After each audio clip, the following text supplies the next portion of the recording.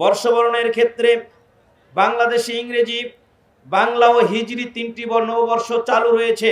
এর মধ্যে ইংরেজি বর্ষপঞ্জি হিসাবেই এদেশের সকল কাজকর্ম হয়ে থাকে, কিন্তু পহেলা বৈশাখ উদযাপন করা হয় বাঙালির আবহমানকালের সার্বজনীন সংস্কৃতি হিসাবে, যা একেবারেই অনৈতিক ও ভিত্তিহীন এবং বাংলাদেশের স্বাধীনতা বিরোধী মহলের ও বস্তুবাদী নাস্তিক বুদ্ধিজীবীদের দূরদর্শী নীল নকশার অংশমাত্র।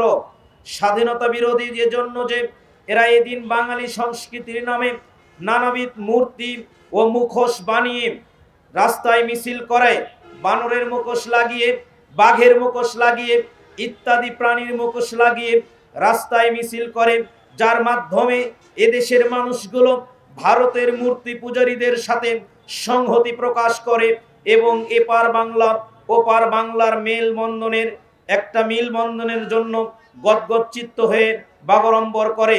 ওরা কথিত বাঙালি চেতনার বুলি কপচিয়ে 1947 সালে বঙ্গমাতার ব্যবচ্ছিন্ন দুটি অঙ্গকে পুনরায় জোড়া লাগাতে চায়। অতএব পহেলা বৈশাখের নামে পান্থা ইলিশ খাওয়া এবং নাচ গান বাদ্যযন্ত্র করা, শাড়ি পরা, এরপরে পয়লা বৈশাখের নামে নতুন জামা কাপড় পরা, পয়লা বৈশাখের নামে ধুতি পরিধান করা, পয়লা বৈশাখের নামে যে আপনার ফতুয়া পরিধান করা, সাদা এবং রঙিন কাপড় পরিধান, সাদা এবং লাল কাপড় পরিধান করা, এটা ইসলামের দৃষ্টিতে মানে অপসংস্কৃতি, যেটা পালন করলে কোনো ব্যক্তি পরিপূর্ণ মুমিন থাকতে পারবে না। সম্মানিত উপস্থিতি, এরপরও সামাজিক অপসংস্কৃতির মধ্যে রয়েছে জন্মদিবস পালন করা এবং মৃত্যুবার্ষিকী পালন করা। জন্মদিবস পালন করা এটা নবী করিম সাল্লাল্লাহু আলাইহি সাল্লাম থেকে কোন সহিহ হাদিস থেকে প্রমাণিত নয়। আল্লাহর নবী জন্মদিবস যদি পালন করতেন, পৃথিবীতে আল্লাহর নবী তার সন্তানদের জন্মদিবস পালন করতেন। জন্মদিবস যদি পালন হতো, আল্লাহর নবীর কলিজার টুকরা নাতি হাসান হোসেনের জন্মদিবস আল্লাহর নবী পালন করতেন। অতএব জন্মদিবস নামে যে প্রথা আমাদের দেশে চালু রয়েছে, এগুলো ইসলামের দৃষ্টিতে অপসংস্কৃতি, কুসংস্কার, এগুলো পালন করা থেকে বিরত থাকতে হবে।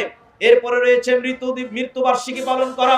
মানুষ মারা যাওয়ার নামে আমাদের দেশে যে মৃত্যুবার্ষিকী পালন হয়, একদল আমাদের দেশে মুসলিম সেদে আল্লাহ নবীর জন্ম এবং মৃত্যু দিবস পালন করে, যদিও নবী করিম সাল্লাল্লাহু আলাইহি সাল্লামের জন্ম এবং মৃত্যু দিবসের তারিখ নিয়ে মতানৈক্য রয়েছে। এরপরও তারা একই দিনে ঈদে মিলাদুন নবী পালন করে, একই দিনে জন্ম এবং মৃত্যুবার্ষিকী পালন করে। ইসলামের দৃষ্টিতে কোনো ব্যক্তির মৃত্যুবার্ষিকী পালন করা জায়েজ নয়, পালন করা যাবে না। মৃত্যুবার্ষিকীর নামে এদেশের মাটিতে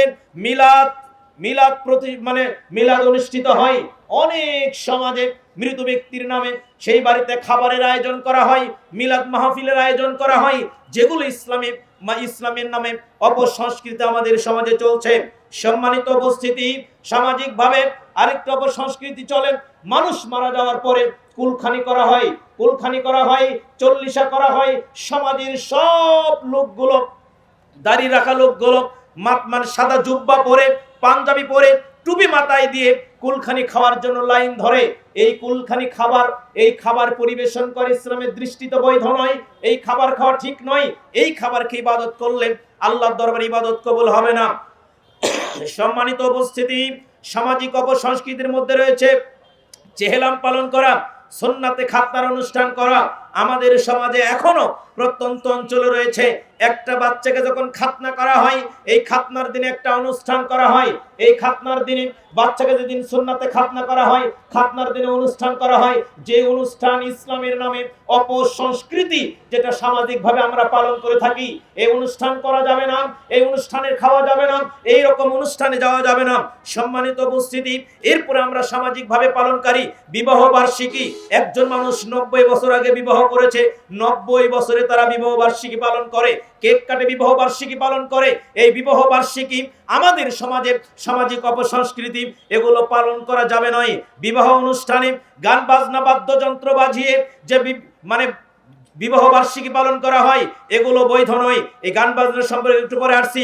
এরপরে কোনো জিনিস যখন প্রতিষ্ঠা হয়, সেই জিনিসের 1 বছর পূর্তিতে প্রতিষ্ঠা বার্ষিকী পালন করা হয়, এগুলো ঠিক নয়, বৈধ নয়।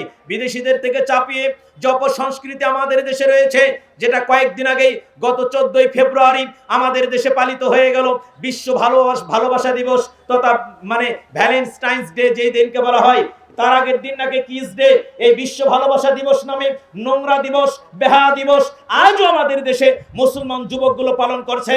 আমাদের দেশে শতকরা 90-95 ভাগ মুসলমান ছাত্র এবং শতকরা 95 ভাগ মুসলমান ছাত্রী, যারা ক্লাস 6 থেকে শুরু করে ইন্টারমিডিয়েট পর্যন্ত, অনার্স পাস করা পর্যন্ত, ক্লাস 6 থেকে শুরু করে যারা বিবাহর আগ পর্যন্ত যারা লেখাপড়া করে, যে মেয়েগুলো এই মেয়েগুলো বিশ্ব ভালোবাসা দিবসের নামে তারা জিনার দিবস পালন করে। এই দিন আপনার সন্তানকে আপনি রেখে ছেড়ে দিয়েছেন, আপনার মেয়েটাকে আপনি ছেড়ে দিয়েছেন, শরীয়তের ভাষায় আপনি দায়ুস, আপনার জন্য জান্নাত হারাম। ওই ব্যক্তি দায়ুস, আল্লাহ ইউকিরু ফিহালিল খবাস, যে ব্যক্তি বাড়িতে ব্যাপারদার সৃষ্টি করে দিয়েছে, ওই ব্যক্তি হলো দায়ুস। সম্মানিত উপস্থিতি, সামাজিক অপসংস্কৃতির নামে যেই আমাদের দেশে সামাজিকভাবে এখন যেভাবে পালন হচ্ছে বিশ্ব ভালোবাসা দিবস, এই দিন আমরা যদি সোচ্চার না হই, আমাদের সন্তানদেরকে যদি রক্ষা না করি, আমাদের সন্তান জিনার এই গভীর মানে ভয়ানক ধাবায় এই পাপে জর্জরিত হবে। সম্মানিত উপস্থিতি, এরপরও আমাদের দেশে মানে অপর থেকে চাপিয়ে সংস্কৃতির নামে অপসংস্কৃতি যেগুলো আমাদের দেশে রয়েছে, বিভিন্ন অনুষ্ঠানে জন্মদিনের কেক কাটা, বিভিন্ন জন্মদিবস পালন করা, জন্মদিনের কেক কাটা পালন করা বাধ্যতামূলক করা হয়েছে। এরপরও সংস্কৃতির নামে অপসংস্কৃতির যেভাবে চলছে, সেগুলো হলো মোমবাতি জ্বালিয়ে দাঁড়িয়ে নীরবতা পালন করা, ইহুদি নাসারাদেরকে ভালোবেসে এই নীরবতা পালন করা। আমাদের দেশেও সামাজিকভাবে অপসংস্কৃতি চলে। কোন একটা বেদনাদায়ী ঘটনা ঘটলে মোমবাতির আগুন জ্বালিয়ে নীরবতা পালন করা। অথচ নবী করিম সাল্লাল্লাহু আলাইহি সাল্লাম বদরের যুদ্ধে যে সাহাবীগুলো জীবন দিলেন, সেই সাহাবীকে কেন্দ্র করে নীরবতা পালন করলেন না। যেই প্রথম যুদ্ধে যেই যারা শহীদ হয়ে গেলেন, তাদেরকে কেন্দ্র করে আল্লাহ নবী মৃত্যুবার্ষিকী পালন করলেন না, তাদেরকে কেন্দ্র করে আল্লাহ নবী মিলাদ মাহফিল করলেন না। কিন্তু সংস্কৃতির নামে এই অপসংস্কৃতিগুলো আমাদের সমাজে চলে গেছে।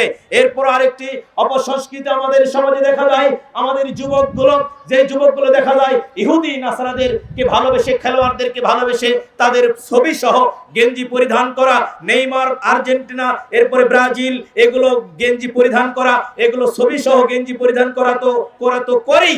এরপরও দেখা যায় মাথার চুলের স্টাইল করছে, কেউ নেইমারের মতো, কেউ মেসির মতো, কেউ ইহুদি কালচার। এগুলো এই অপসংস্কৃতিগুলো আমাদের সমাজে চলে আসছে।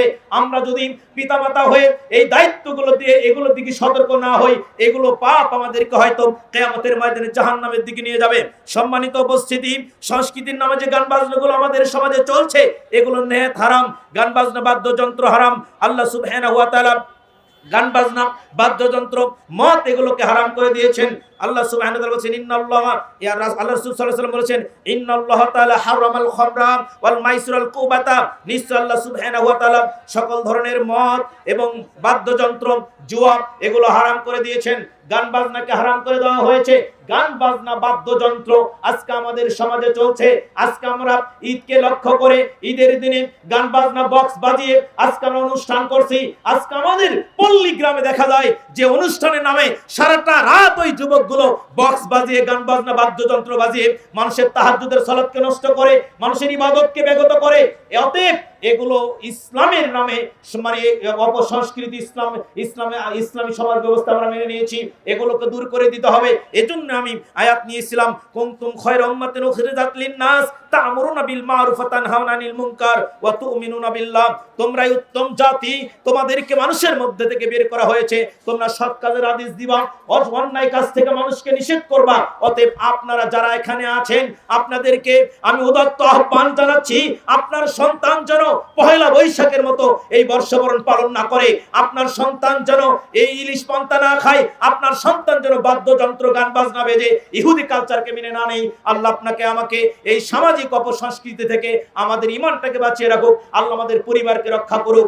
অতএব আসুন আমরা সামাজিক এই অপসংস্কৃতিগুলোকে নিজের অন্তর থেকে, নিজের পরিবার থেকে, নিজের সমাজ থেকে দূর করে দিয়ে সমাজকে ইসলামী আদর্শে গঠন করি, নিজের পরিবারকে এবং নিজের এই নিজের এই জীবনটাকে কোরআন এবং হাদিসের আলোকে নিজের জীবনটাকে গড়িয়ে নেই। আল্লাহ সুবহানাহু ওয়া তাআলা আমাদেরকে সেই তৌফিক দান করুন। আমরা বলি আল্লাহুম্মা আমিন ওয়া আখির দাওয়ানা আনিল হামদুলিল্লাহি রাব্বিল আলামিন। আসসালামু আলাইকুম ওয়া রাহমাতুল্লাহি ওয়া বারাকাতুহু।